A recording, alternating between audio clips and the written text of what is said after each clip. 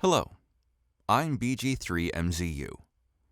Now I will introduce you to an automatic antenna tuner MAT-705, specially designed for Icom IC-705 transmitter.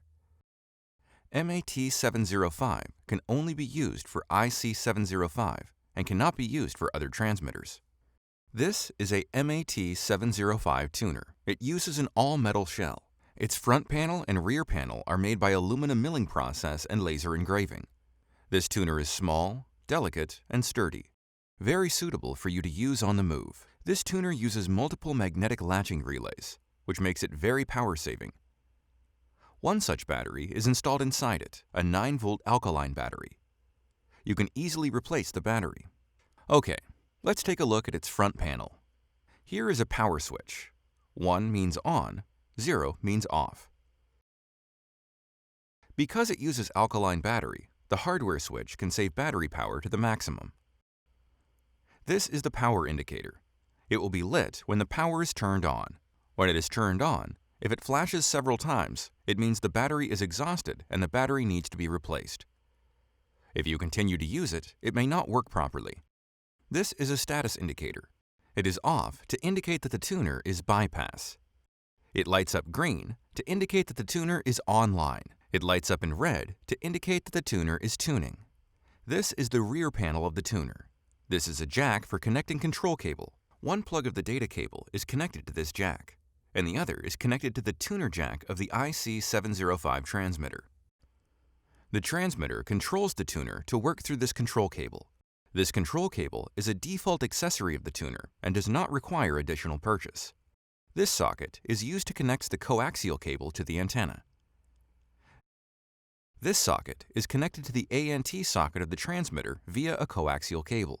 Both ends of this cable are BNC RF connectors. This coaxial cable is not a default accessory, it is an option.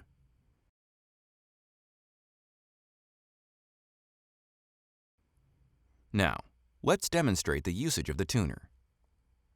What needs to be reminded is whether the transmitter is turned on first or the tuner is turned on first. It does not matter. It is allowed. There are 2 ways to start a tuning cycle. The first is simple. When you change the frequency and press the PTT button for the first time, the tuner will automatically start a tuning cycle. Let's try it. We set the frequency to 3.850 MHz. When I press PTT, the tuner will automatically start a tuning cycle. Tuning. It's done. The ACT/tune indicator of the tuner is green, indicating that the tuner is online. Let's take a look at the current SWR. SWR will be displayed here. As you can see, the current SWR is very low. In order to view the current SWR more conveniently, we set the mode to FM.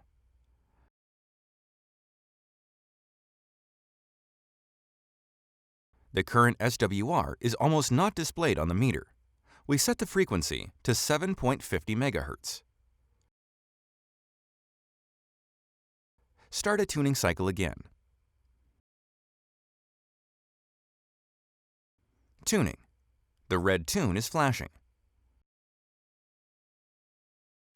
Let's check the current SWR again.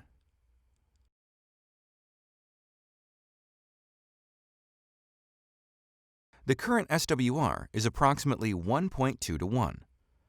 Okay, this is the first method to start the tuning cycle, and then we use the second method to start tuning. Set a new frequency, such as 21.200 MHz. Open the function menu. This button is used to control the tuner. The current display is on, indicating that the tuner is online. The ACT/tune of the tuner is lit green. Click this button. It turns off, indicating that the tuner has been bypassed. Press this button quickly to turn off the tuner. Press and hold for more than 1 second to start a tuning cycle. Let's try it. The tuning cycle has started.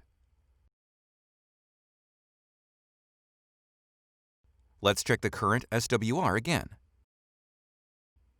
It is approximately 1.2 to 1. These are the two methods for IC-705 to start tuning.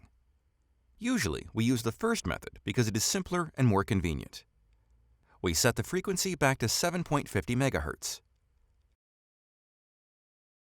Set the mode to LSB. We use the first method to start tuning. OK, it was complete in an instant. The current SWR is still satisfactory. Set the frequency back to 3.850 MHz and start tuning. Again, it was completed instantly. Still a perfect SWR. OK, this is how the IC-705 transmitter uses the MAT-705 tuner. Thank you for watching.